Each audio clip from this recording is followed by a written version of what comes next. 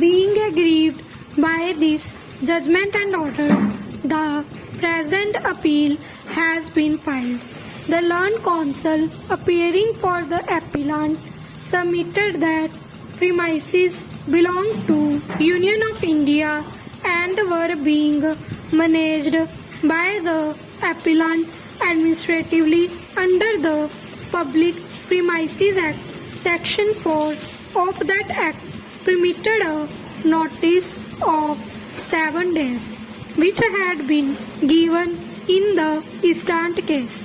Even the lease document also provided for a termination of the lease by a notice of 7 days, and in any case the action was being taken after the expiry of the lease period. The lease had not been extended. That being so, the respondent was in unauthorized occupation within the definition of unauthorized occupation under Article of the Public Premises Act.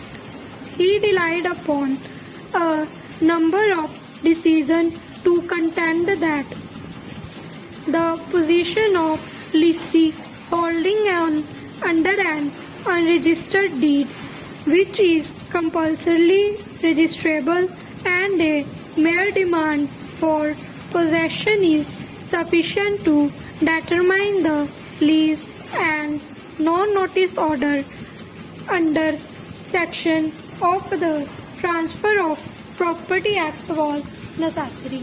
Next para. Mr. Singh, learned counsel for the respondent, however, lastly submitted that the respondent was owner of the premises, and secondly, the Public Premises Act did not apply to these premises, also for the reason that the containment boards have come to be covered under the Public Premises Act only by Amendment Act, which came into force on. That is how governing any containment board constituted under the Containment Act has come to be included in the definition of public premises under section of the Public Premises Act. He therefore submitted that at the time when the proceedings were initiated and the order was passed under the Public Premises Act, the estate officer did not have jurisdiction to proceed under this act, and therefore for this reason alone the eviction proceedings will have to be held as bad in law for want of jurisdiction, and the appeal will have to be dismissed.